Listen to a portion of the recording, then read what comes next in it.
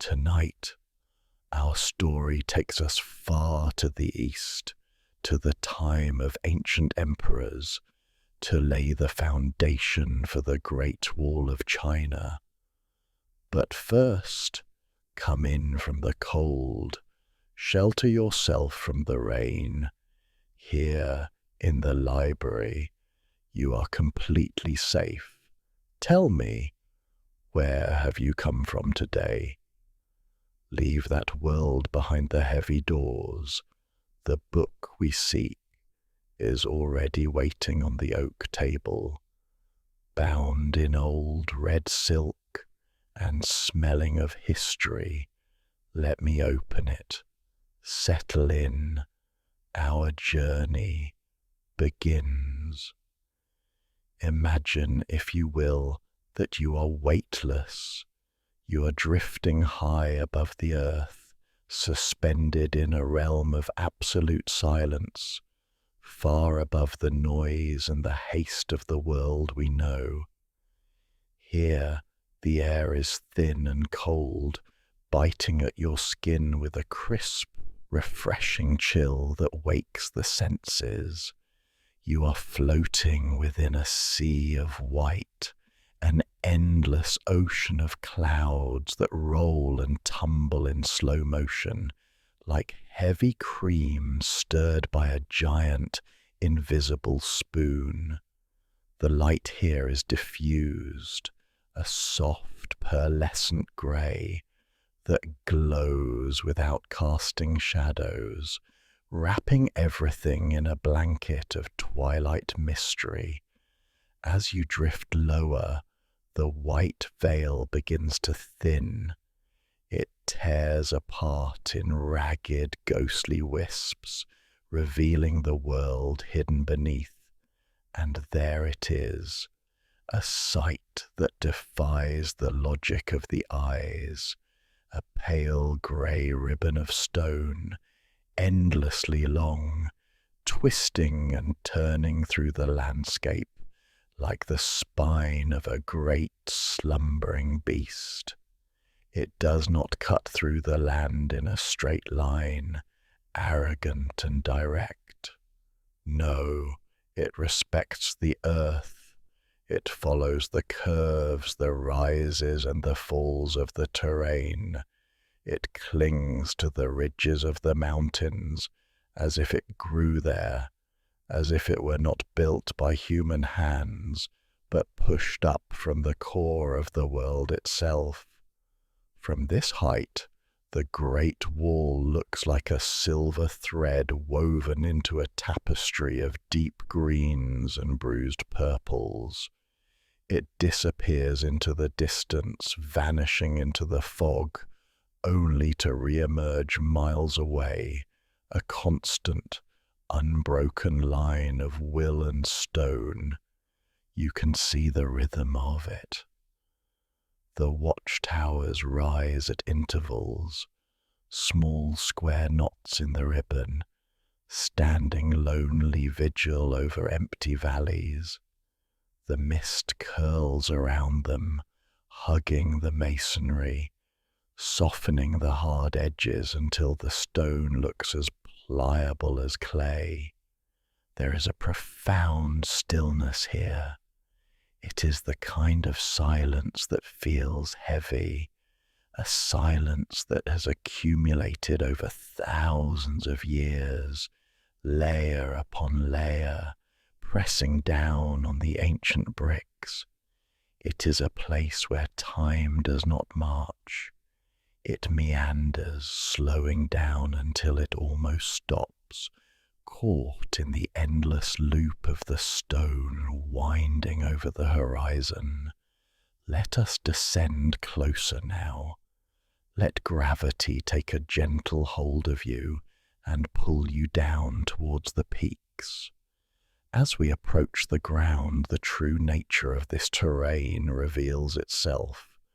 These are not gentle hills.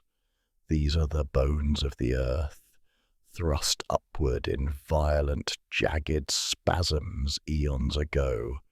The geology here is hostile, unforgiving, and magnificent. The mountains are sharp, their ridges like the teeth of a saw, blade cutting into the sky. Notice the texture of the rock that forms the foundation of the wall. It is rough granite and crumbling shale, darkened by centuries of rain and baked by the relentless sun. You can almost feel the coarseness of it under your fingertips, the gritty, uneven surface that would scrape the skin. The cliffs drop away vertically on either side of the wall, plunging into deep, shadowed ravines, where the sun rarely reaches. The vegetation is sparse here, clinging desperately to the rock face, scrubby bushes with twisted roots, hardy grasses that have turned golden and brittle in the wind. They grow in the cracks, in the spaces between the stones, life persisting in the most unlikely of places. It is dizzying to look at where the wall sits. It balances on the very precipice, a feat of balance that makes the stomach turn. Imagine the sheer physical effort, the impossible labor of hauling these massive blocks up these slopes. There were no roads here, only the treacherous sliding scree and the biting wind. Every stone you see, every brick that forms the parapet, was carried here by a human being. Can you feel the weight of that, the heaviness of the rock, the strain of the muscle, the sweat that has long since dried and vanished into the dust? The geology of these mountains is not just rock, it is a monument to endurance. The peaks are the anvil upon which this dragon's spine was forged. The iron in the rock smells metallic and cold when the rain falls, a scent of old battles and ancient earth, a primal smell that speaks of the very beginning of the world. And now, stand upon the stones, feel the solidity of the pavement beneath your feet. It is uneven, worn smooth in the center by the passage of millions of footsteps over the centuries, but rough at the edges where the moss has begun to encroach. Close your eyes for a moment. Do not look, just listen. The first thing you hear is the wind. It is the only constant inhabitant of this place. It does not blow.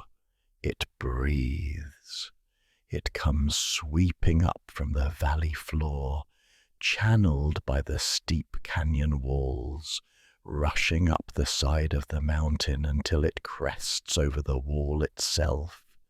It makes a hollow, whistling sound as it passes through the crenellations, the gaps in the stone designed for arrows and watchful eyes.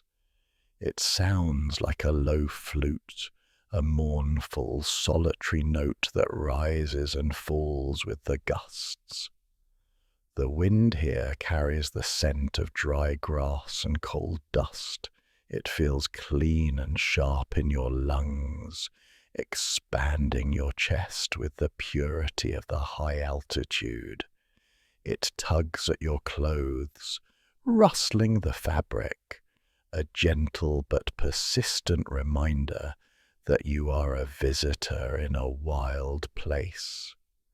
Listen closely, beneath the whistle of the wind through the stonework.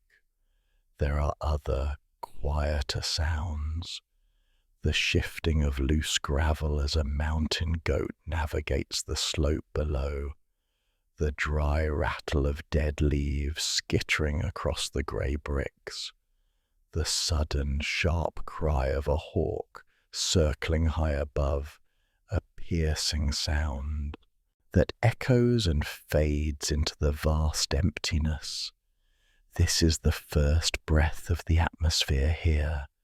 It is an atmosphere of isolation. You are separated from the world of men, lifted up into a space where the sky feels closer than the ground. The air feels charged with memory. It is easy, standing here in the wind, to imagine the clanking of armor, the murmur of voices speaking languages that have evolved and changed, the crackle of a signal fire bursting into life against the twilight. But those sounds are gone, swallowed by the silence. All that remains is the wind caressing the stone, smoothing the edges of the bricks year after year, century after century, in a slow, eternal erosion. The wall stands silent, a stone dragon sleeping in the mist, waiting, listening, breathing in the cold mountain air, watching the world turn slowly beneath it. Leave the biting wind of the high mountains behind for a moment. Let the cold air of the peaks fade from your memory and allow your mind to travel inward, deep into the heart of the empire. We are moving away from the wild, jagged edges of the world and stepping into a place of absolute, curated stillness. We find ourselves within the innermost sanctum of the imperial palace. Here, the air does not rush or howl. It hangs heavy and sweet, perfumed with the smoke of sandalwood and dried orange peel that drifts lazily from bronze braziers. The silence here is different from the silence of the mountains. It is not the silence of emptiness, but the silence of reverence. It is a thick velvet quiet that absorbs the sound of footsteps on the polished wooden floors. Imagine the room.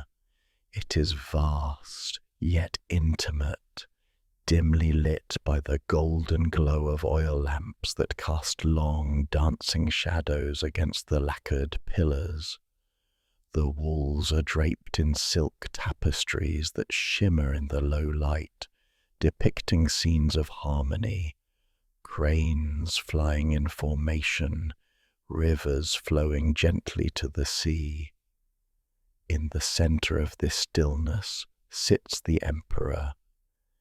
He is not a man of stone and muscle, but a figure of silk and contemplation. He wears robes of deep crimson and midnight blue, embroidered with threads of gold that catch the lamplight with every subtle breath he takes. He is looking out into the darkness of the courtyard, but his mind is traveling to the edge of his domain. He feels the weight of the crown, the dragon's pearl resting upon his brow, a physical reminder of the burden of order. In his mind there is a distinct line. On one side of the line is civilization. It is the rhythmic chanting of monks, the predictable harvest of rice, the laws written on bamboo scrolls, the safety of the hearth. On the other side is chaos. It is the thunder of hooves on the steppe, the unpredictable raid, the wild, unkempt hair of the barbarians, the storm that has no name. He desires, with a burning quiet intensity, to make that line physical, to manifest a barrier that separates the known from the unknown, the calm from the storm. He visualizes a stone belt wrapped around his kingdom, a physical manifestation of his will that says to the chaotic world, Here you stop, here order begins. It is a dream of separation, a wish to turn the entire empire into a walled garden, safe from the wolves that prowl the darkness. The vision shifts now, moving from the mind of the ruler to the hands of those who must give it form. We enter the Hall of Architects. The atmosphere here changes. It is the atmosphere of intense, focused study. The room is filled with long, low tables made of smooth rosewood, the grain dark and swirling like water. The air smells of dry paper, pine soot, and the metallic tang of fresh water in ceramic bowls. Listen closely to the sounds of this room. They are small, crisp, and delicate. There is the rustle of rice paper being unrolled. It is a dry, whispering sound, like dry leaves brushing against each other in autumn. The paper is creamy and textured, made from the fibers of mulberry bark, strong yet translucent. An architect runs his hand over the surface, smoothing out the wrinkles. You can hear the friction of skin against paper, a soft, rhythmic shh, shh. He reaches for his inkstone. It is a slab of black slate, cool to the touch. He takes a stick of solid ink, formed from pine, soot, and glue, and adds a few drops of water. Now listen to the grinding. It is a hypnotic, circular sound. Grind, grind, grind. The solid stick dissolving slowly into a deep, glossy black liquid. The smell is earthy and musk-like, a scent of ancient knowledge. The architect dips his brush. The tip is made of wolf hair, tapering to a needle-fine point. He holds it poised above the pristine whiteness of the paper. He holds his breath, and then the brush touches down. It makes no sound, but the ink bleeds into the fibers, turning the pale paper black. He draws a line. It is a jagged line mimicking the mountain ridges we saw before. This line is the first physical existence of the Great Wall. Before a single stone is cut, before a single back is bent in labor, the wall exists here, in the smell of ink and the rustle of paper. It is a fragile thing, this drawing. A gust of wind could blow it away. A spilled cup of tea could ruin it. Yet, this fragile line carries the weight of millions of tons of stone. The architects lean over their maps, their silk sleeves whispering against the wood, plotting the impossible, turning the emperor's abstract desire for order into a geometric reality. Finally, we must leave the quiet of the study and travel to the very edge of the map. We are back in the open air, but we are not high above the clouds this time. We are standing in the tall grass of the steppes at the foot of the hills. The wind is back, tugging at the coarse tunics of the surveyors. These are the men who translate the ink lines into the earth. The ground here is uneven and hard, frozen by the early frosts. You can smell the damp earth, the scent of crushed grass, and the faint, sweet decay of fallen leaves. A group of men stands huddled together, looking at a wooden stake. It is a simple piece of timber, stripped of its bark, pale and rough. One man holds a heavy wooden mallet. The handle is polished smooth by years of use, stained dark with sweat. He raises it. Listen to the sound of the impact. Thud. It is a dull, flat sound that is swallowed almost instantly by the vastness of the landscape. Thud. The stake shudders and sinks an inch into the resistant soil. Thud. The vibrations travel up the man's arms, shaking his bones. This is the moment of conception. This wooden stake vibrating in the cold ground marks the exact spot where the foundation will be laid. A surveyor takes a long length of hemp rope. It is rough and hairy, smelling of straw and oil. He ties it to the stake, pulling it taut. The rope sings in the wind, a high-pitched hum as the tension increases. He walks 50 paces to the east, the rope uncoiling from his shoulder, drawing a straight line through the chaotic tangle of wild grass. He drives a second stake. The rope creates a boundary. On one side, the grass waves freely. On the other, it will soon be buried under rock. You can see the surveyor's breath misting in the cold air, white puffs of exertion.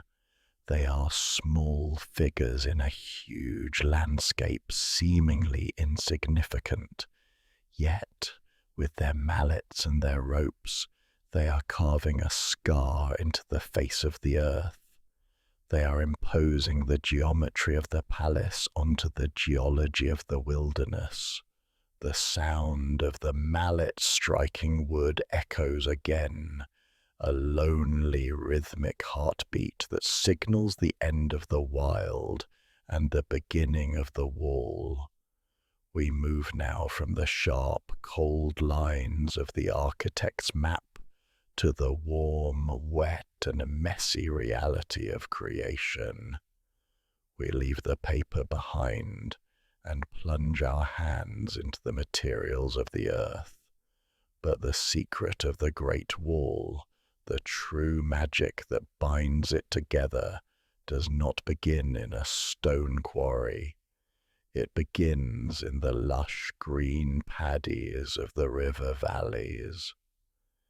It begins with a harvest. Picture a massive iron cauldron, vast enough to bathe a grown man in, resting upon a roaring fire. The flames lick the black iron bottom, turning the metal hot and angry. Inside, water is rolling in a violent boil. Listen to the sound. Bubble, bubble, hiss. It is a deep, churning sound, the sound of energy trapped and released. Into this boiling vortex, workers pour baskets of white, polished grains.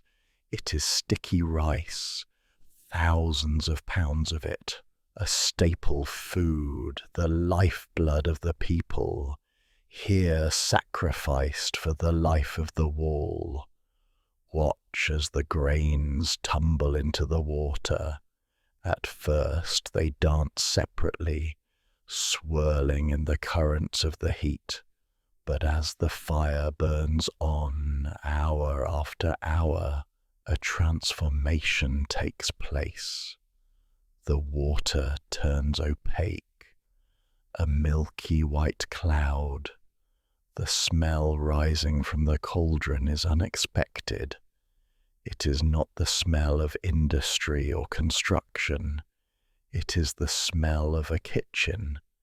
It is a sweet, starchy aroma, thick and comforting, the scent, of a warm meal on a cold winter night.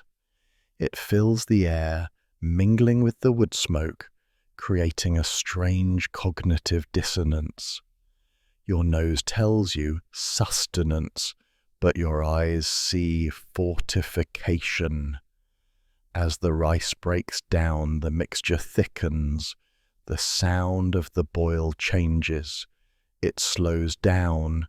It is no longer a frantic splashing, but a slow, heavy popping. Bloop, bloop, bloop.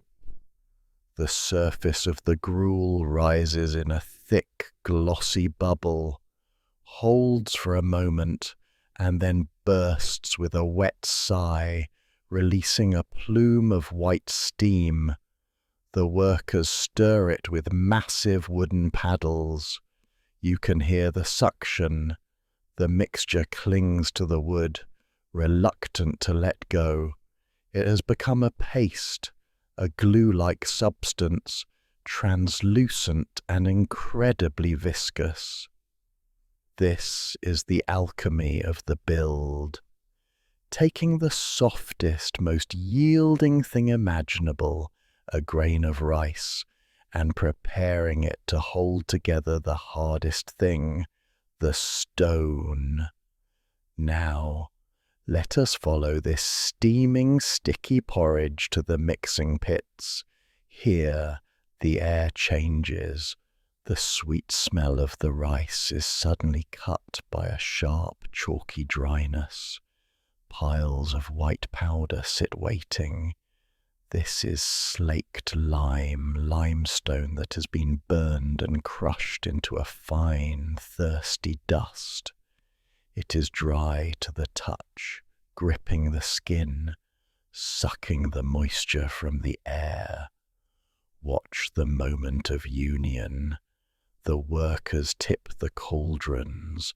The hot, thick rice soup cascades down, a heavy, gelatinous waterfall.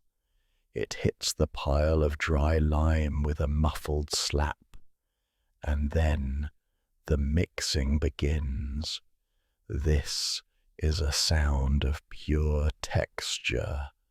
Listen to the heavy iron hose chopping into the mass. Thwack, squelch, the lime drinks the rice water. The two distinct elements fight each other for a moment. The powder resists the liquid, creating dry pockets, but the workers are relentless. They fold the mixture over and over. Fold, press, drag. The sound is wet and heavy. It sounds like walking through deep, sucking mud. Schlop, schlop, schlop. It is a dense, sticky sound that speaks of the incredible density of this mortar. It is not like modern cement which flows like water. This is amylopectin, the complex starch from the rice, binding chemically with the calcium carbonate of the lime. It creates a molecular lattice, a grip so tight that it will resist earthquakes, cannonballs, and the erosion of centuries. As they mix, the color changes to a pale, creamy gray. It looks smooth, almost appetizing, like a heavy dough waiting to be baked. But do not be deceived. It is rapidly cooling and setting. The workers must move with rhythm and purpose. You can hear their breath sinking with the movement of the hose. Ha! As they lift, as they strike, the friction of the metal tool against the wet, sandy grit of the lime creates a rasping undertone, a sound of abrasion and fusion.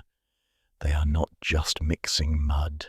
They are creating the flesh that will hold the bones of the wall together. But this mortar and the bricks it will bind are currently sitting in the valley. The wall must rise on the knife edge of the mountains, thousands of feet above.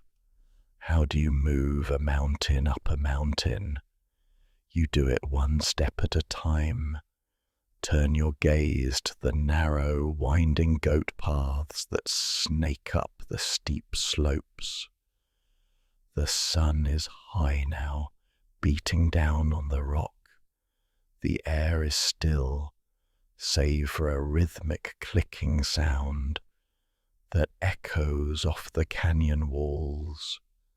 Click, clack, click, clack. It is the sound of hooves. A herd of goats is ascending the path, but these animals are not grazing. They are beasts of burden. Strapped to the back of each goat is a single heavy brick, wrapped in rough hemp cloth to protect the animal's fur. The goats are strong, their center of gravity low. They navigate the loose scree where a wagon would shatter and a horse would stumble.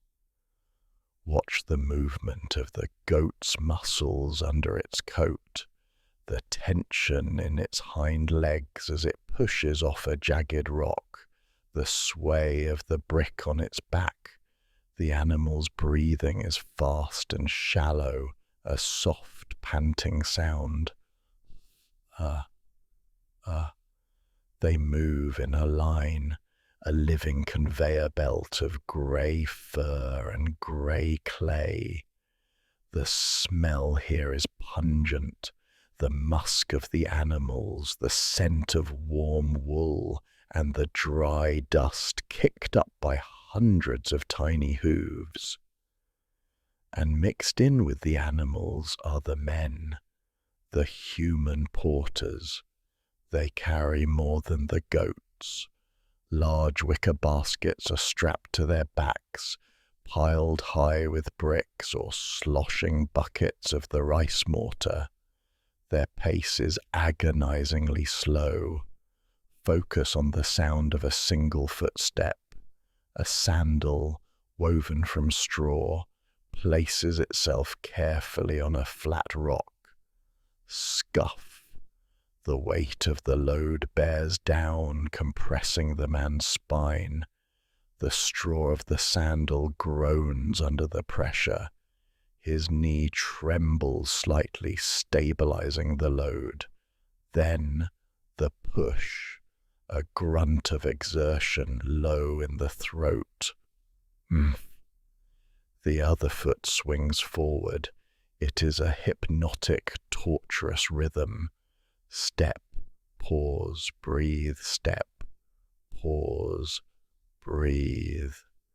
There is no talking here. Breath is too precious to waste on words.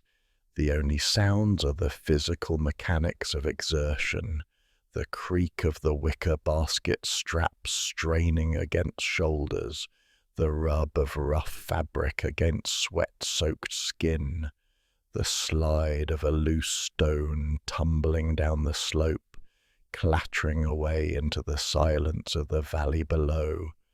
These men and these beasts are fighting gravity with every heartbeat. You can feel the heaviness of the air, the sheer, crushing reality of the weight. The brick is rough and cold against the back of the neck. The dust coats the throat, making it dry and scratchy. Yet they continue, upward, always upward, a river of stone flowing uphill, carried on the backs of the living, to be laid to rest in the eternal silence of the peaks. We have ascended to the summit. The materials are gathered. The stage is set upon the roof of the world. Now, The silence of the mountains is about to be broken, not by the roar of battle, but by the music of creation. Close your eyes and prepare your ears for a symphony played on instruments of iron and granite. It begins with a single note. Clink. It is a sharp, high-pitched sound, bright and stinging like a needle pricking the skin of the silence. A mason has struck his chisel against a rough block of stone. The sound does not die immediately. It travels. It leaps from the stone, riding the thin, cold air, flying out over the edge of the precipice. It strikes the cliff face on the other side of the valley and bounces back, returning as a ghostly echo, a faint, delayed clink that arrives seconds later. Now, multiply that single note by 1,000. The air fills with a chaotic, rhythmic chatter. It is the sound of a high. Everywhere you look, men are crouched over grey stones, their bodies curled in concentration. In their left hands, they hold the iron chisels, the metal cold and scarred. In their right hands, the mallets rise and fall. Watch the point of impact closely. Zoom in until all you can see is the tip of the chisel biting into the rock. Strike. A tiny explosion of dust puffs out, a grey mist that smells of sulphur and old earth. A chip of stone flies off, spinning through the air, flashing white where the fresh interior is exposed. The surface of the stone is being dressed. It is being tamed. The masons are removing the wildness from the rock, shaving away the jagged edges of nature to impose the straight lines of the emperor. The vibration of the strike travels up the chisel into the bones of the mason's hand, shaking his wrist, his elbow, his shoulder. It is a jarring rhythm, a constant physical assault. Clack, clack, clack. The sound varies depending on the stone. The hard granite sings a high, metallic song. The softer sandstone absorbs the blow with a duller, crumbling thud. Together they form a texture of sound that is dense and granular. It is a noise that you can almost feel on your skin, like a rough wool blanket. The dust hangs in the air, catching the sunlight, turning the atmosphere into a glittering haze. It coats the workers' eyebrows, their hair, the creases of their faces, turning them into statues of living stone. They blink, and their eyelashes leave small, clean streaks in the grey powder. As the stones are shaped, we move to the wall itself, to the edge where the construction is rising. Here, the frantic tempo of the chisels slows down to a heavy, deliberate adagio. This is the laying of the layers. There is no haste here. Haste is the enemy of eternity. If a brick is placed deeply, the wall will crumble in 100 years. If it is placed perfectly, it will stand for 10,000. Watch the master mason. He stands before the bed of mortar we saw mixed earlier, that sticky, pale grey paste of rice and lime. He holds a trowel. It scrapes against the stone foundation. Scrape. A sound like dry toast being buttered. He spreads the mortar thick and even. It is wet and glistening, a stark contrast to the dry, dusty bricks. The smell of the wet lime rises up, sharp and clean. He signals to the carrier. A heavy rectangular brick is brought forward. It is fired clay, the colour of dried blood or dark ash. The mason takes it in his hands. He feels the weight, the balance. He hovers it over the mortar bed for a second, aligning the edges with a string pulled tight by an apprentice. The string is the only law here. It dictates the straightness of the line against the curving chaos of the mountains. He lowers the brick. Squish. It lands in the wet bed, but it is not finished. The mason places the heel of his hand on the rough surface of the brick. He pushes down. He wiggles it slightly back and forth. You can hear the mortar groaning, the air bubbles being forced out with tiny wet popping sounds. The paste rises up the sides of the brick, gripping it, sealing it. He picks up the handle of his trowel and taps the brick to level it. Tap, tap, tap. It is a gentle, hollow sound. He checks the alignment. He taps one more time, a final seal of approval. Tap. Then he slices off the excess mortar oozing from the joint with a quick, fluid motion of the trowel. Swish. The line is perfect. The layer is solid.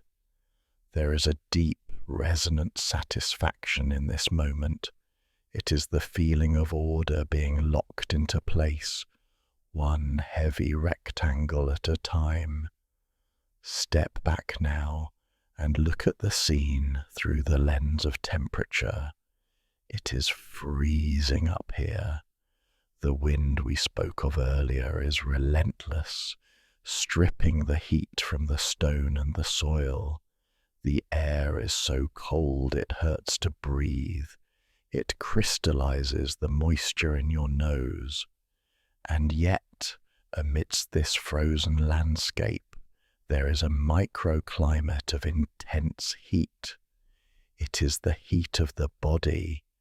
Thousands of men are working at their physical limit. Their hearts are pounding against their ribs like trapped birds. Their blood is pumping hot and fast. Look at their skin. It is flushed red with exertion, a stark contrast to the pale grey of the stones. Steam is rising from them. It lifts off their shoulders, their backs, their heads. It curls up into the frigid air, white and ghostly like smoke from a dying fire. You can smell it. It is the scent of warm, wet wool, the smell of unwashed bodies, the metallic tang of salt. It is a primal, biological smell. A worker pauses for a moment to wipe his forehead. He runs a dirty hand across his brow, and the sweat comes away glistening. He flicks his hand and the droplets fly into the air. Before they even hit the ground, the cold bites at them. The sweat on his skin cools rapidly in the wind, sending a shiver down his spine that has nothing to do with fear. It is the shock of the elements. You can see the breath of the workers exploding from their mouths in rhythmic bursts. Huff, huff, huff. These white clouds of breath mix with the steam rising from their bodies and the dust rising from the chisels. They are wrapped in a fog of their own making. It is a cloud of human effort. Imagine the sensation of your hands being numb with cold, the tips of your fingers stinging and clumsy, yet your core is burning with the heat of lifting heavy weights. Your muscles ache with a dull, throbbing burn that never quite goes away. The rough brick scrapes against your raw palms. The cold wind dries the sweat on your neck, leaving a crust of salt that itches and stings. This is the engine of the wall. It is not powered by coal or steam or magic. It is powered by the burning of calories, the expenditure of heat, the friction of muscle against bone.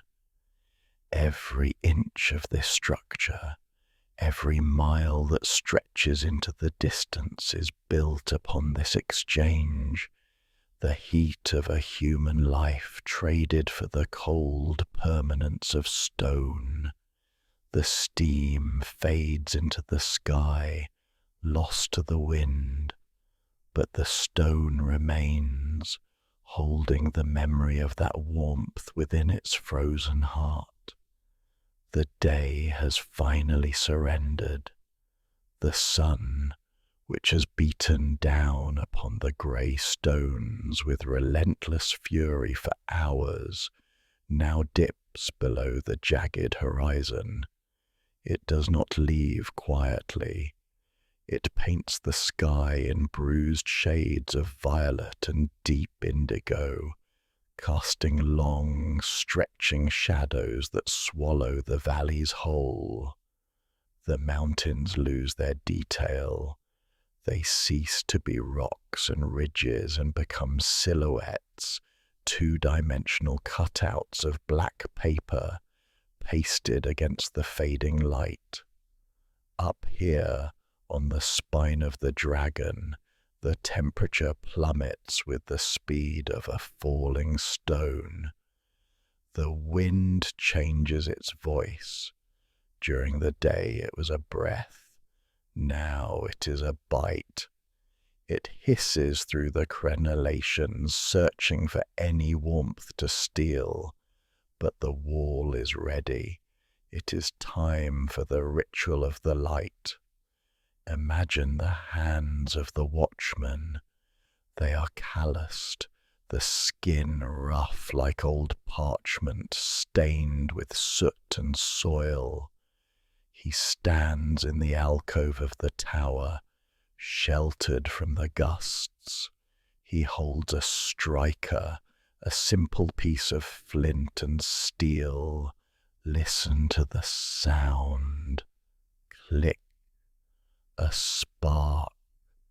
Click. Another spark, bright and orange, living for a fraction of a second before dying in the cold air. Click. This time the spark catches the tinder. A small flame is born. He cups his hands around it, protecting this fragile life from the vast, hungry dark. He touches the flame to the wick of the lantern. It is not a clean modern wax. It is tallow, rendered animal fat, heavy and pungent. As the wick catches, a thick, oily smell fills the small space. It is the scent of a farmhouse kitchen, a smell of livestock and heavy grease, but here it smells like safety. The light grows. It floods the small stone chamber with a warm amber glow, pushing the shadows into the corners. The watchman lifts the lantern and hangs it on the hook outside the heavy wooden door. Now, step back. Float away from the tower and look down the line of the wall.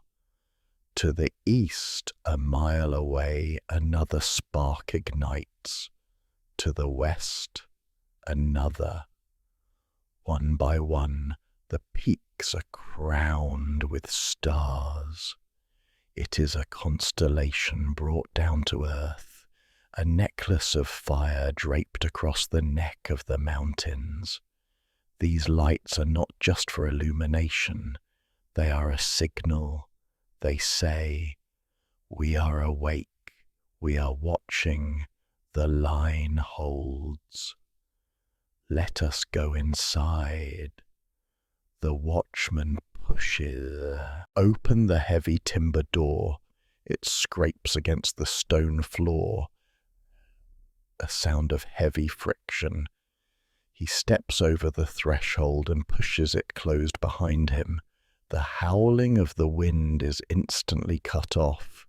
It becomes a distant, muffled moaning, like a beast pacing outside a cage.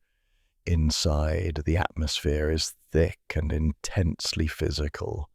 The air is hot, almost stiflingly so after the freezing exterior. In the center of the room stands a stove built of brick and clay. It is the heart of the tower. Inside its belly, a fire is roaring. You can hear the logs settling, the sudden pop of a sap pocket bursting, the steady rhythmic roar of the draft pulling the smoke up the chimney. The heat radiates from the bricks. You can feel it on your face, prickly and intense.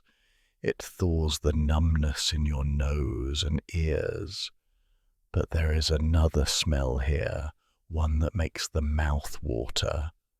On top of the stove, resting on a flat iron plate, is bread. It is simple food. Dough made of coarse flour and water, perhaps a little salt. It is flat and dense, but as it toasts on the hot metal, it releases an aroma that is older than the empire itself. It is the smell of yeast and scorched grain. Sizzle.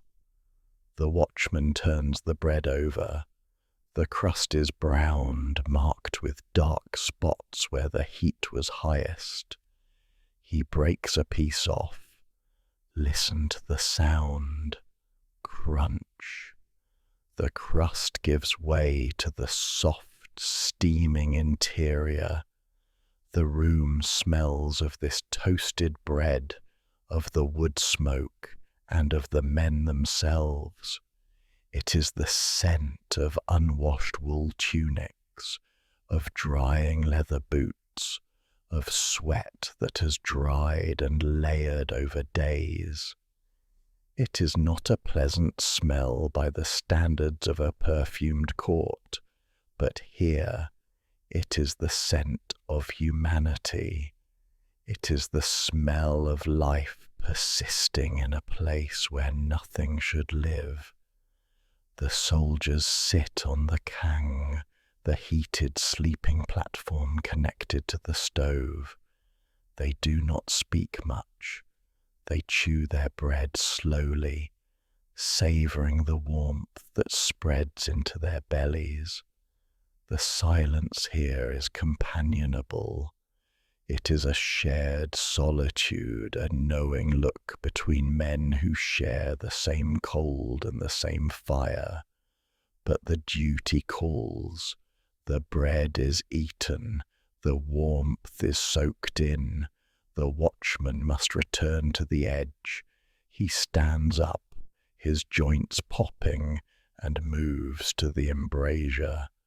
The narrow slit in the thick stone wall designed for an arrow to fly out, but for nothing to come in. He leans his forehead against the cold stone. It sucks the heat from his skin instantly, a shocking, grounding sensation. He looks out. Beyond the wall, there is nothing. The moon has not yet risen. The valley below is a void. It is a pool of absolute suffocating blackness.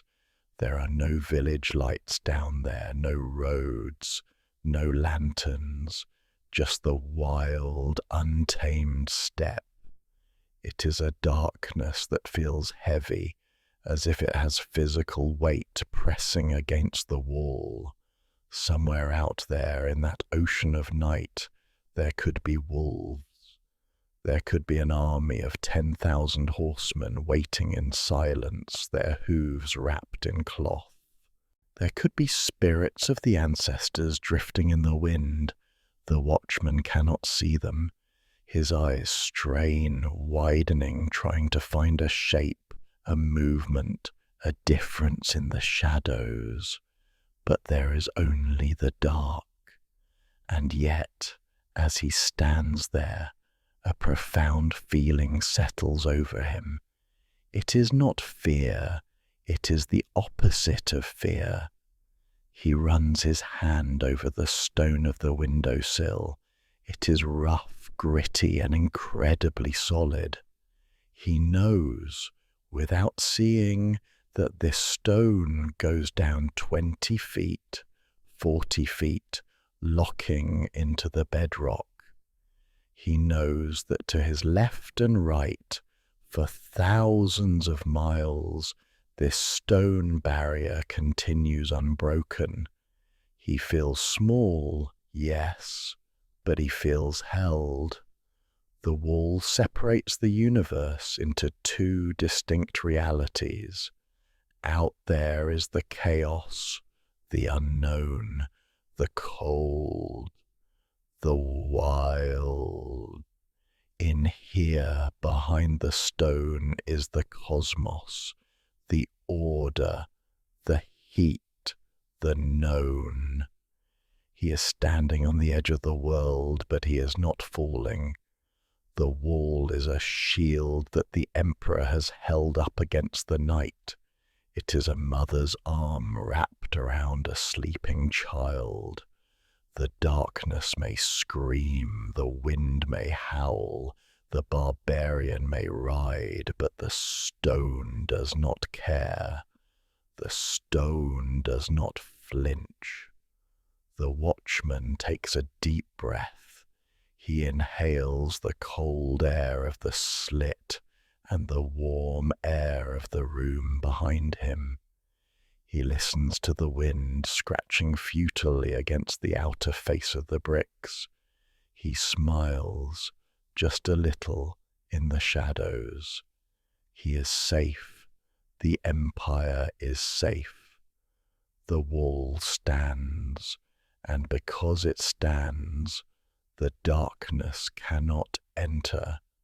He turns back to the fire, the red embers glowing like a promise, leaving the night to its own empty devices. The night has finally begun to bleed away. The deep, impenetrable ink of the sky is diluting, turning into a bruised and tender grey. It is that precise, suspended moment between the reign of the moon and the rule of the sun. The air is at its coldest now. It is a stillness so profound that it feels brittle, as if a sudden shout could crack the sky like a sheet of thin ice. But there will be no shouting here. Words are too small for this distance. Words get lost in the wind. They are swallowed by the ravines. Here, in the high silence of the frontier, language must change its form. It must become elemental. Watch the hands of the signal officer. He stands on the flat roof of the Watchtower, shivering slightly in the pre-dawn chill. Beside him is a dedicated fire pit, separate from the warming stove we saw before. This pit is not for heat. It is an instrument of writing. He reaches into a leather sack. He pulls out handfuls of a strange, dense material. It is a mixture of dried wolf dung, sulphur, and saltpeter. It is ugly, rough stuff, crumbling between his fingers, smelling faintly of the wild beast it came from and the sharp tang of the earth. He packs it onto the smouldering embers. Listen, hiss. The dampness in the fuel fights the heat for a split second. Then the transformation begins. It does not burst into bright, happy flames. It smoulders. It chokes. It produces a smoke that is thick, heavy, and oily. It is blacker than the night that is fading. Because the air is so cold and so still, the smoke does not disperse. It does not drift lazily away like the smoke from a pipe. It rises. It punches straight up into the grey sky, a solid vertical pillar of darkness. It looks less like a gas and more like a tree growing at impossible speed. It is a column of obsidian ink painted against the dawn.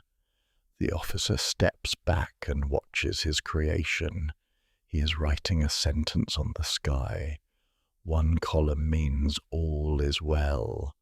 2 might mean caution. 3 is the scream of invader. Today there is only one. A single black finger pointing to the heavens, silent and stark. Now shift your gaze. Look to the east across the valley to the next peak. The tower there is just a tiny speck of stone, barely visible against the granite background. But then, a moment later, you see it.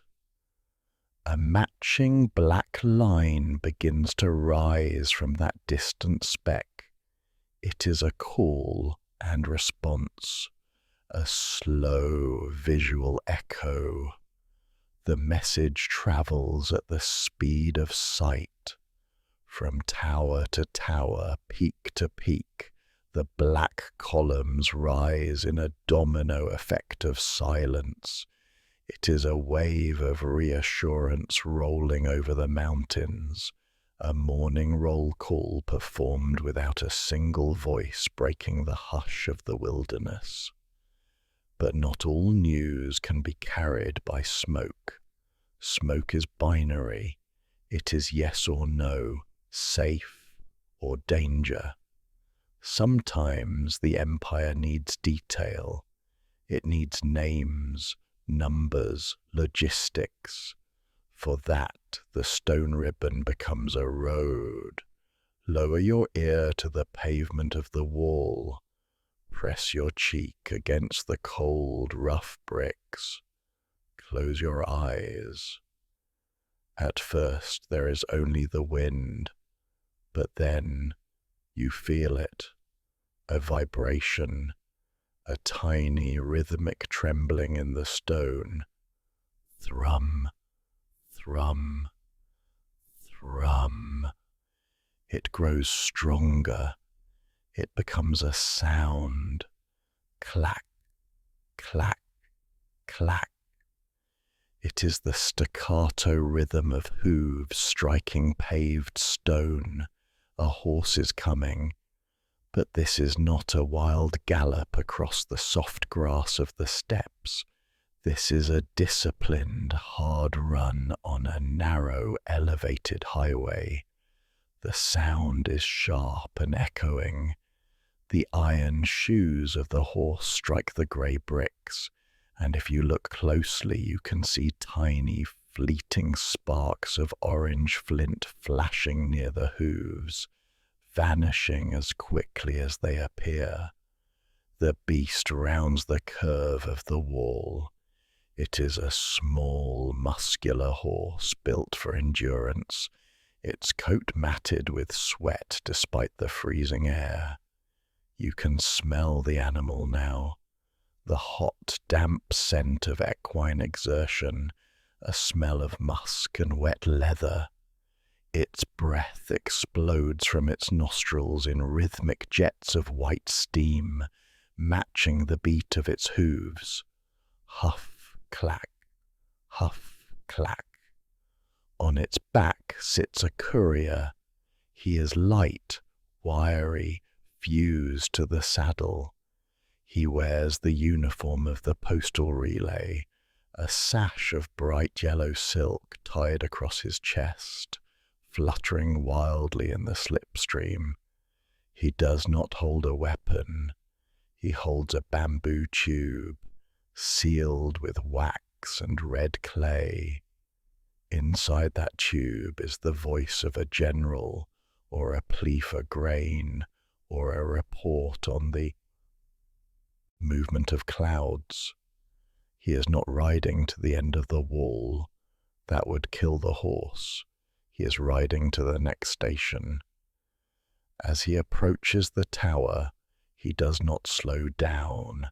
He whistles a sharp, piercing sound that cuts through the hoofbeats.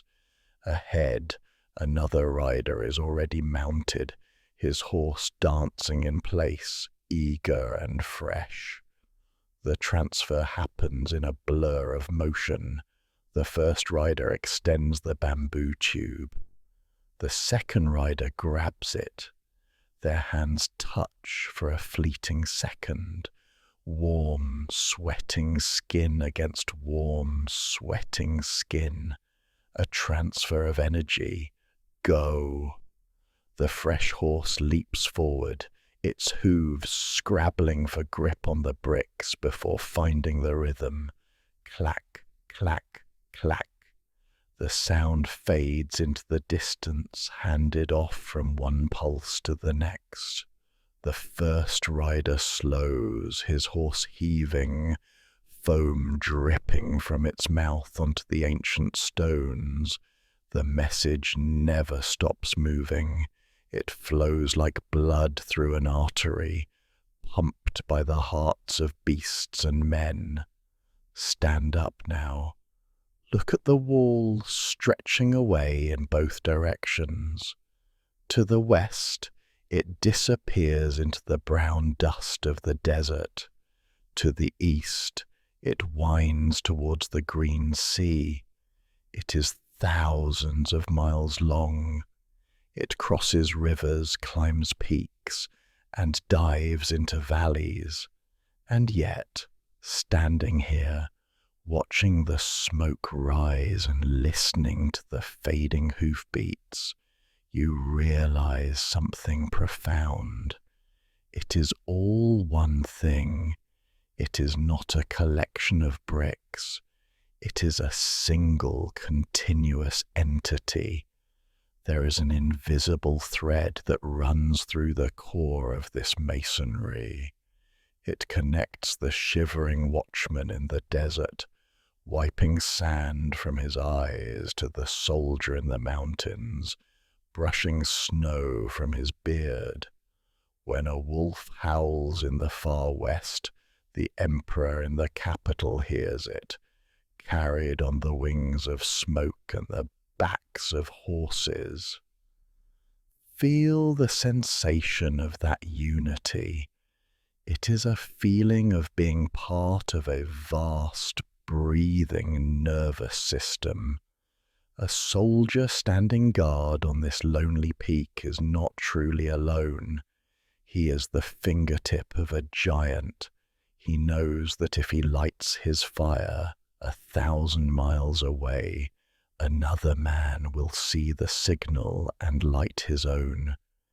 He knows that the vibration he feels in his feet is felt by 10,000 others.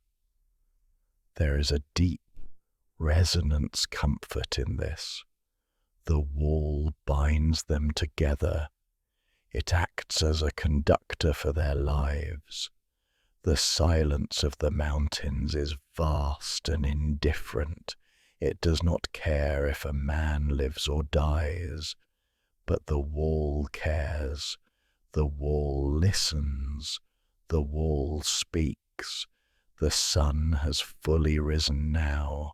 The grey light has turned to a pale, cold gold. The column of smoke begins to thin, its job done.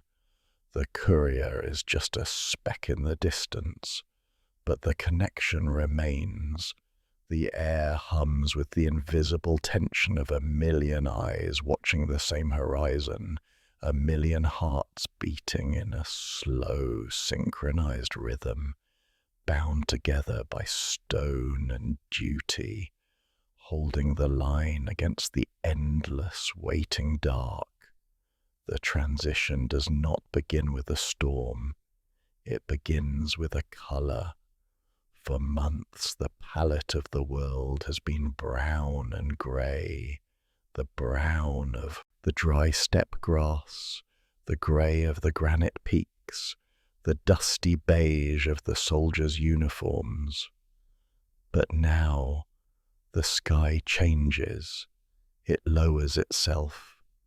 The endless blue vault is replaced by a ceiling of heavy, swollen white. It feels close enough to touch, a vast expanse of unspilled milk hanging just above the watchtowers. The air changes too. The biting wind that has plagued the wall for weeks suddenly dies. It is replaced by a stillness that is absolute. The birds have gone. The insects are silent. The world holds its breath, waiting, and then it falls. The first snowflake is a tiny geometric miracle. Watch it drift down in slow motion, rocking back and forth on the air currents like a feather. It lands on the rough, dark fabric of a sleeve. It sits there for a moment, a perfect star of 6 points, intricate and fragile, before the heat of the arm melts it into a tiny droplet of dark water. Then comes another, and another.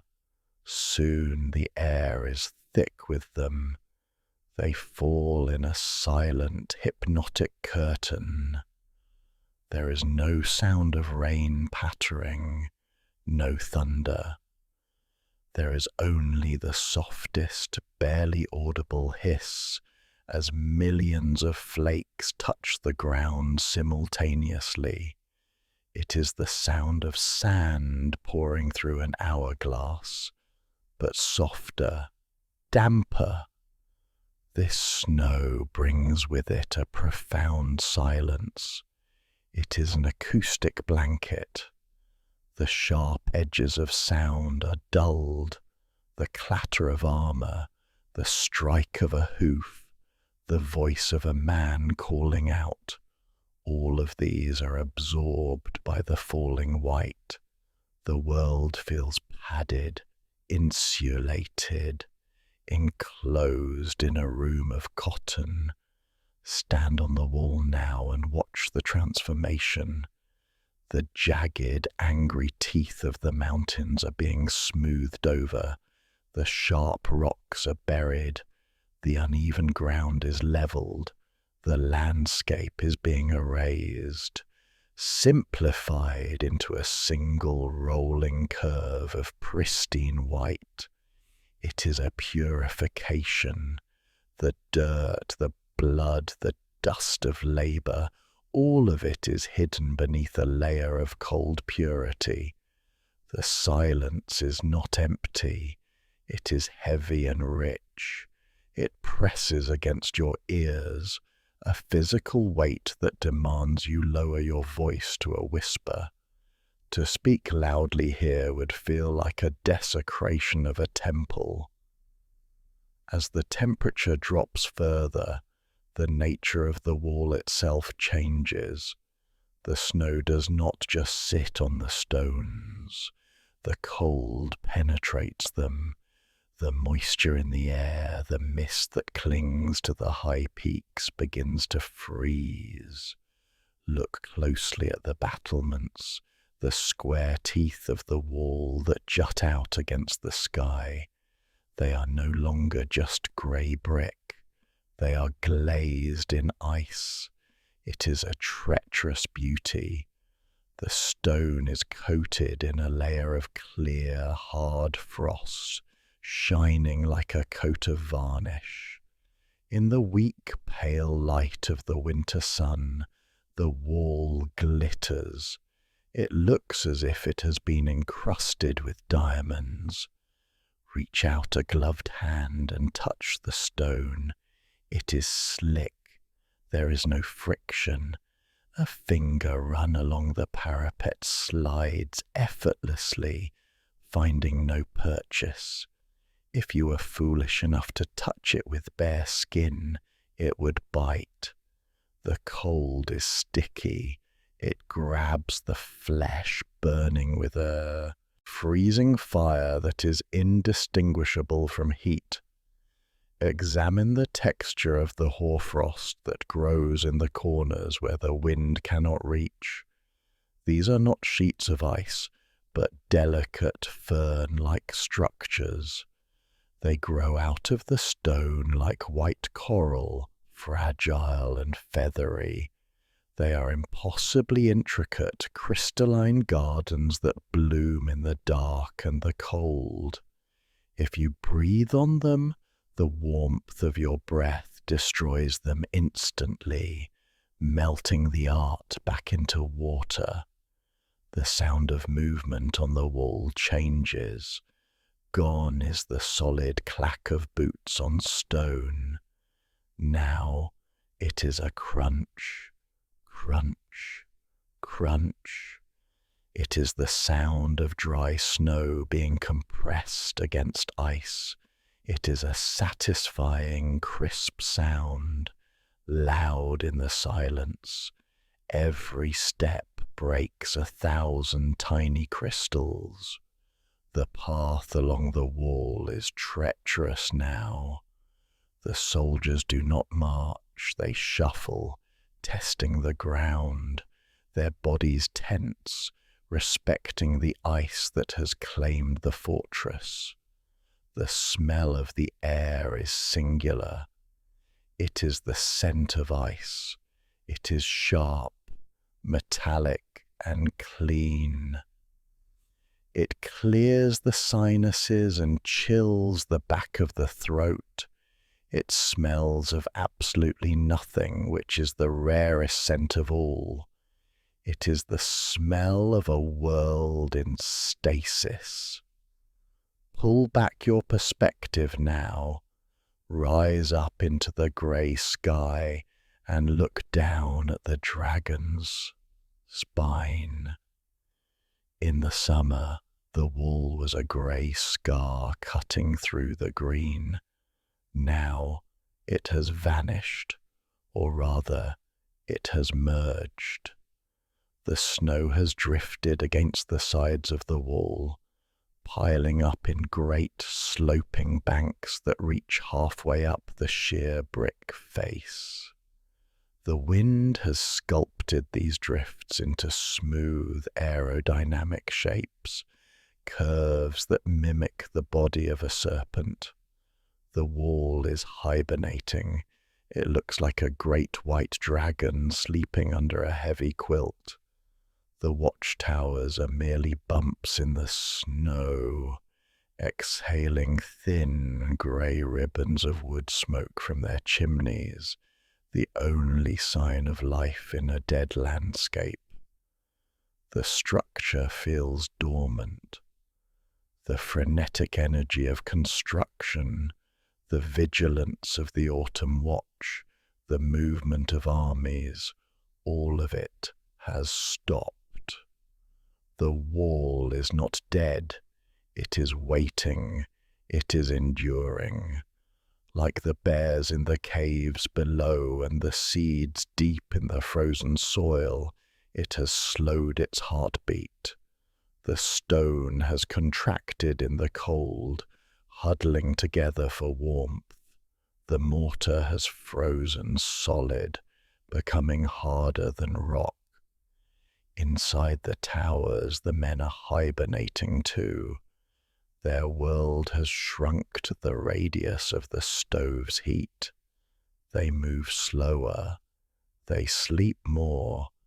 They tell stories in low voices, their breath misting in the room. They are no longer soldiers of the empire. They are keepers of the flame, maintaining the tiny spark of life inside the belly of the ice dragon. Outside, the snow continues to fall, layer upon layer, burying the history of the year. It covers the mistakes, the broken tools, the graves of the fallen. It resets the clock. Under this blanket, the wall gathers its strength, silent and white, a phantom fortification in a phantom world, sleeping through the long, dark night of the winter, waiting for the first crack of the spring thaw to wake it once again. The end does not come with the thunder of hooves or the scream of falling masonry. It does not come with fire and blood. The end arrives quietly, carried on a scroll of paper, delivered by a rider who looks tired and dusty. The seal is broken, the ink is red, and the order is given. It is time to leave. The withdrawal is a slow, methodical unraveling of centuries of habit. Inside the barracks, the air feels different. For generations, this space has been filled with the dense, warm humidity of sleeping men, the smell of sweat and dried herbs, the low murmur of gambling games and quiet prayers. Now, that atmosphere is being dismantled piece by piece. Watch the hands of an old soldier. He is packing his kit. He moves with a deliberate, sorrowful slowness. He folds his tunic, the coarse wool rough against his fingertips. He places his wooden bowl, worn smooth and dark by years of soup, into his canvas sack. Every object he packs leaves a negative space behind, a small void in the room where life used to be. The shelves, once cluttered with personal tokens, a carved wooden horse, a dried flower, a wet stone, are now bare. They look naked, exposing the raw grain of the wood that hasn't seen the light in decades. The sound of the room has changed. Before, the stone walls absorb the noise of life. Now they reflect it. The click of a buckle fastening echoes sharply. Click. The shuffle of a sandal on the floor sounds loud and intrusive. Scuff. The room is becoming hollow. It is expanding, growing larger and colder as the clutter of humanity is removed. The most profound moment comes at the hearth. For as long as any man here can remember, the stove has been hot. It has been the beating heart of the tower, a constant companion against the mountain chill. Now, the soldier stands before it with a bucket of water. He hesitates. To kill the fire feels like a betrayal. It feels like stopping a heart. He tilts the bucket. The water pours out in a clear, heavy stream. hiss. The sound is violent and final. A great plume of white steam erupts from the stove, billowing out into the room. It smells of wet ash, sulphur, and cold, damp charcoal. It is a choking, melancholy scent, the smell of a hearth that has gone cold. The red glow of the embers fades to a dull, lifeless grey. The heat that radiated from the bricks begins to retreat, sucked away by the stone walls. The room instantly feels 10 degrees colder. The soul of the tower has departed. The men shoulder their packs. They do not look at each other. There is a heavy, solemn weight in their chests, a feeling of abandoning a faithful friend. They step out of the door, one by one, their boots crossing the threshold for the last time. We move now to the heavy timber gates. These are the doors that have stood between the empire and the wilderness, the barrier between the known and the unknown. They are massive, built from ancient oak, bound with bands of iron that have rusted to the colour of dried blood. The commander stands there. He is the last one. He turns back to look at the courtyard, at the empty stables where the straw is already beginning to scatter in the wind, at the dark windows of the Watchtower. He is committing this image to memory. He knows that no human eye will see this again for a long time. The dust motes are dancing in the pale afternoon light, undisturbed, settling slowly onto the flagstones. He grabs the heavy iron ring of the gate. The metal is freezing, biting into his palm. He pulls, creak. The sound is a low, agonizing groan. The wood complains. The hinges, deprived of fresh oil, grind metal against metal. It is a sound of protest. The gate swings inward, cutting off the view of the valley, cutting off the view of the empire. The gap narrows. The slice of light on the ground gets thinner and thinner. Thud. The doors meet.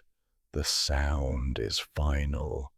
It is a dull, heavy impact that vibrates through the soles of his boots. He drops the heavy wooden bar into place. Clunk. It locks the silence inside. He turns the key in the heavy iron lock, a complex mechanism of tumblers and springs. Click, clack. The mechanism engages. The wall is sealed. The garrison marches away.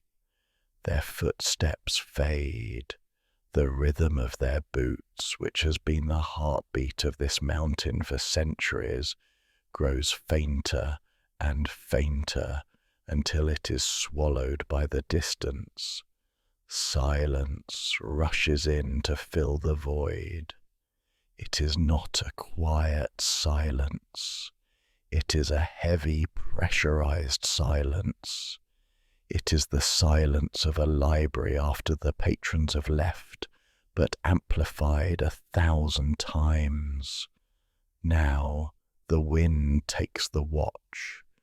It discovers that the resistance is gone. Before, there were fires to push back the cold, and doors kept shut to keep out the draught. Now the wind finds the cracks. It slips through the arrow slits with a low, mournful whistle. Woo! It explores the empty corridors, spiraling up the stone staircases, touching the cold walls where the soldiers used to lean. Inside the tower, the darkness is absolute, but the wind brings movement. A dry leaf carried from a tree miles away skitters across the stone floor. Scritch, scritch, scritch. It sounds impossibly loud in the emptiness. It dances in circles, a ghost of movement in a dead room. A shutter, left unlatched on a higher window, catches a gust. Bang! It slams against the stone. Bang, bang, there is no one to hurry up the stairs and secure it. It will bang there for years, until the wood rots and the hinges fail, a repetitive, lonely metronome marking the passage of time. The spiders begin to emerge from the cracks in the beams. They sense the stillness. They begin to weave. A single silky thread is spun across the doorway of the sleeping quarters. It glimmers faintly in the sliver of moonlight that cuts through the embrasure. This delicate thread is a barrier more significant than the iron gate. It signifies a change in ownership. The wall no longer belongs to the emperor. It belongs to the mountain. It belongs to the dust.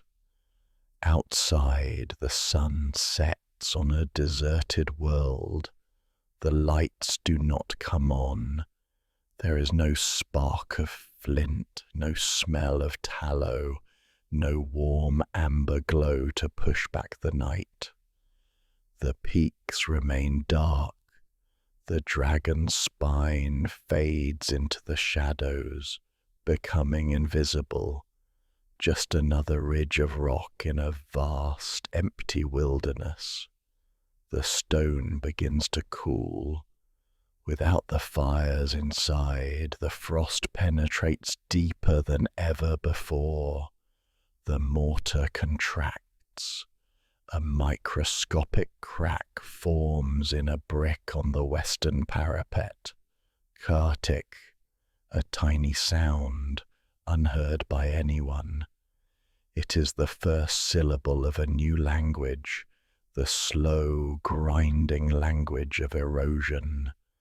The wall stands alone. It holds its breath.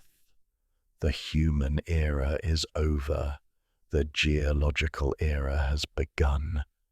The silence is thick, heavy, and eternal, wrapping around the grey stones like a shroud, waiting for the centuries to turn it into dust. Time has passed, not the frantic, measured time of the hourglass or the water clock, but deep geologic time. The silence we left behind has not remained empty. It has been filled by a new, creeping life. The garrison of soldiers has been replaced by a garrison of green. Imagine a single seed. It is a tiny, insignificant thing, a speck of dust carried on the violent autumn wind. It spins through the air, miles above the valley floor, until the wind dies and drops it. It does not land on fertile soil. It lands in a hairline fracture between two massive grey bricks on the parapet. A place of stone and cold. But the seed is patient. It waits for the rain. When the water comes, it trickles into the crack, carrying with it a microscopic slurry of dust and dissolved minerals. The seed drinks, it swells, and then, in the dark, tight space, it pushes out a root. Focus on this root. It is a pale, thread-like filament, finer than a human hair. It touches the mortar, that ancient mixture of sticky rice and lime that was cooked and mixed by sweating men centuries ago. The root tastes the starch. It senses the moisture trapped deep within. It pushes. This is a slow motion collision between biology and geology. The root exerts a pressure that is almost impossible to comprehend. It is the hydraulic pressure of life. Cell by cell, it expands. It forces its way into the pores of the mortar. It is a silent invasion. Over the years, the thread becomes a string, the string becomes a rope, and the rope becomes a wooden muscle. A pine tree is growing from the wall. Its roots are not just anchoring it, they are embracing the stone. They wrap around the blocks of granite like the gnarled fingers of an old hand. The bark is rough and scaled, pressing intimately against the smooth, weathered brick. There is no violence in this destruction. It is a slow, loving stranglehold. The roots seek the path of least resistance, prying the stones apart with a gentleness that spans decades. A brick that was laid with a precise, sharp edge is now tilted, lifted slightly by the wood, growing underneath it. The straight lines of the emperor are being bent by the will of the tree. The smell here is rich and damp. It is the scent of wet moss that has carpeted the walkways, a thick green velvet that softens every step. It smells of pine resin, sharp and sticky, mixing with the mineral scent of the crumbling rock. The wall is no longer a barrier, it is a garden. Now, look down the length of the walkway where the sentries once paced. The stones are still there, but they are hidden beneath a tapestry of wild flowers and tall, swaying grasses. The wind ripples through them, creating a sound like ocean waves, a soft shh that washes over the ruins. And through this high-altitude meadow, a figure moves. It is not a man in armor. It is a creature of rust and flame, a red fox. Watch the way it moves. It does not march. It flows. Its body is low to the ground, its spine fluid. It trots along the top of the wall, its paws making no sound on the mossy stones. The wall, once a place of strict regulation and borders, has become a highway for the wild. The fox pauses near a collapsed watchtower. Its ears swivel, large and triangular, twitching towards a sound we cannot hear. The mouse hiding in the gap where a timber beam has rotted away freezes. The fox smells the history of the place, but it means nothing to him. He smells the lingering scent of a hawk that rested here an hour ago. He smells the rain coming in from the west. He smells the dry, crumbly scent of the old mortar. He steps onto a pile of rubble. This pile was once a proud crenellation, a shield for an archer. Now it is a vantage point for a hunter. The fox sits, wrapping his bushy tail around his paws to keep them warm against the cold stone. His fur is bright orange, a shocking splash of color against the muted greys and greens of the ruin. He looks out over the valley. His eyes are gold, slit-pupilled, seeing the world with a clarity that men have lost. He owns this wall now. It was built to keep his kind out, to separate the wild from the domestic.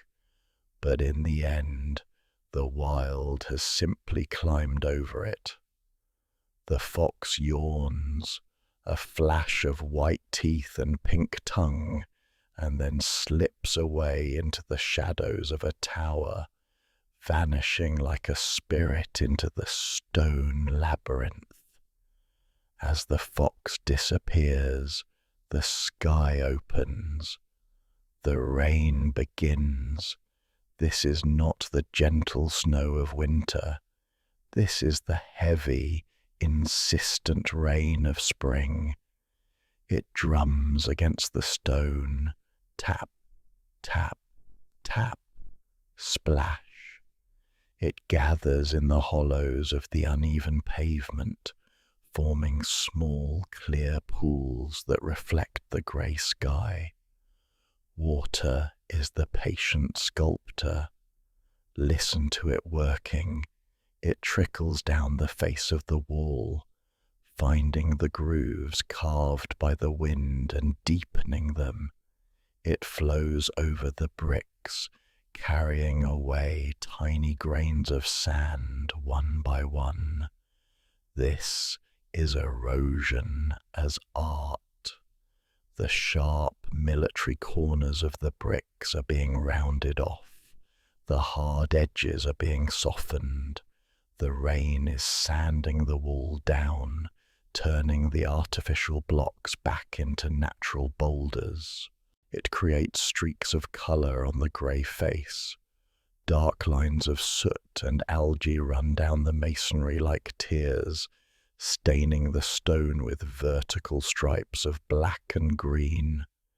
In some places, the water has dissolved the lime entirely, leaving the stones to balance precariously on each other.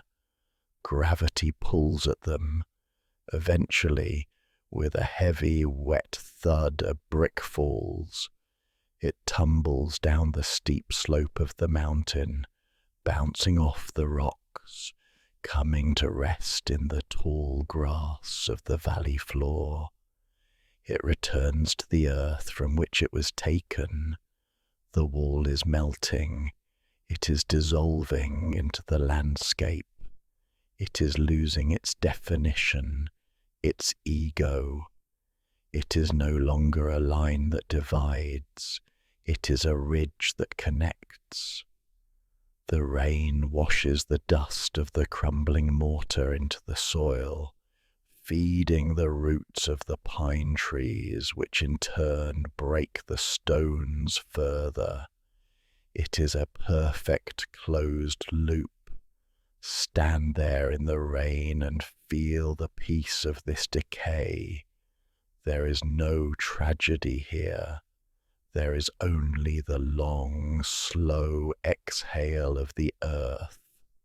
The wall fought the mountain for 1,000 years, holding its rigid pose, but now it is relaxing. It is surrendering to the wind, the root, and the rain.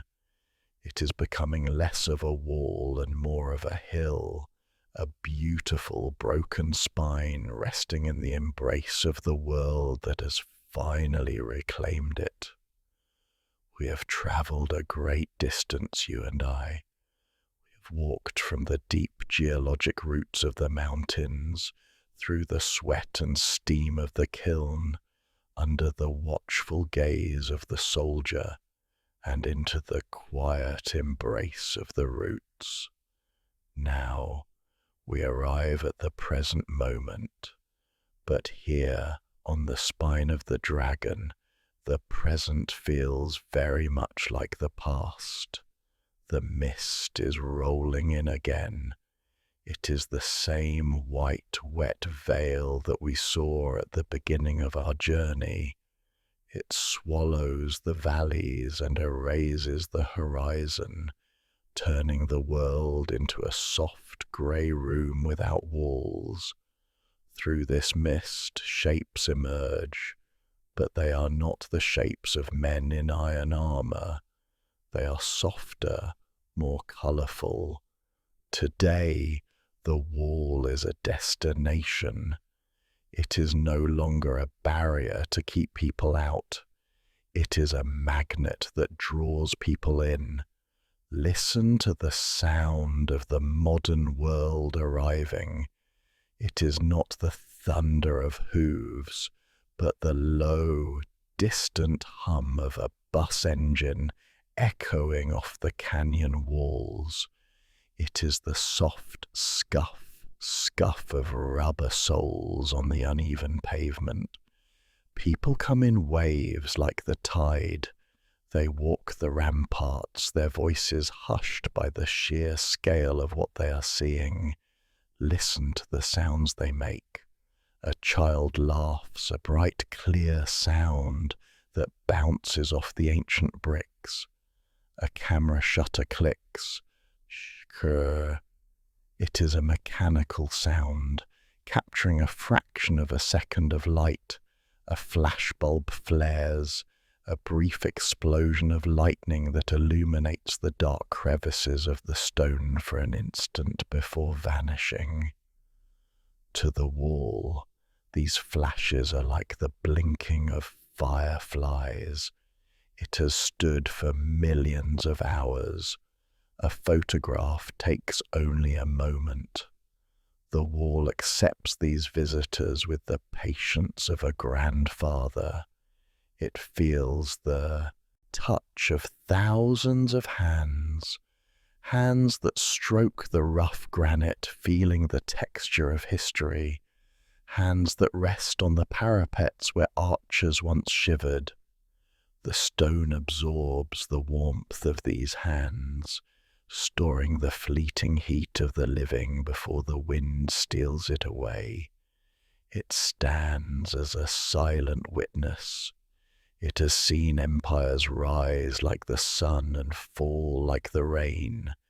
It has seen the uniforms change colour, from red to blue to green to the motley colours of tourists' raincoats. It has heard languages shift and evolve, the vowels softening, the consonants sharpening. But the stone remains mute. It keeps its secrets. It stands in the mist, a grey shadow that connects the earth to the sky, a physical memory of a time when the world was wide and wild and dangerous. It is a scar on the landscape that has healed into a monument. As the afternoon wears on, the tide retreats. The buses hum away. The voices fade. The last camera is packed into a bag. The last rubber sole steps off the brick. The sun begins to dip below the western peaks. The light changes from the flat white of day to the deep, resonant blue of twilight. The mist settles into the valleys, becoming a river of cloud that leaves the wall floating in the air, an island of stone in a sea of vapour. And then the moon rises. Look up. It is the same moon. It is the identical celestial sphere that looked down upon the freezing surveyors, the exhausted bricklayers, and the lonely watchman. It has not aged a single day. Its face is scarred with craters, just as the wall is scarred with time, but its light is timeless. The moonlight pours over the wall like liquid silver. It touches the frost on the battlements, making them sparkle with a cold, hard brilliance.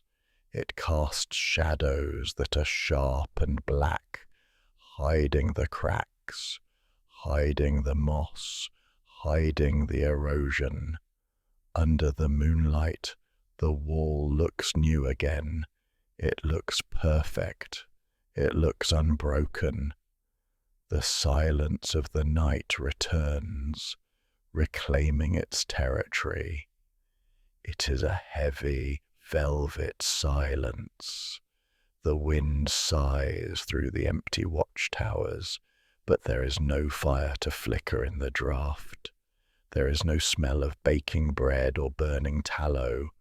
There is only the smell of the night air, crisp, clean, and smelling faintly of ozone and starlight. The wall seems to stretch out in the darkness, relaxing. The tension of the day is gone. The weight of the tourist's footsteps is lifted. The stone breathes out the heat it gathered during the day, releasing it back into the cosmos. Exhale.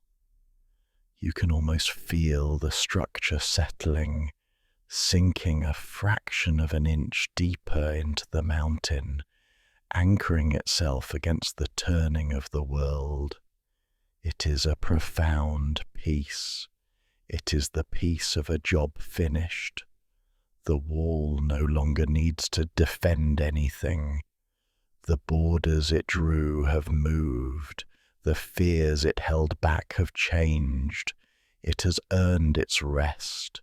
It lies there under the stars, a great, sleeping giant, dreaming of the past, content in the silence of the present. And now it is time for us to leave it to its slumber. Imagine that you are walking away from the wall. You are stepping backward through the mist, through the years. The image of the stone ribbon fades. The sound of the wind dies down.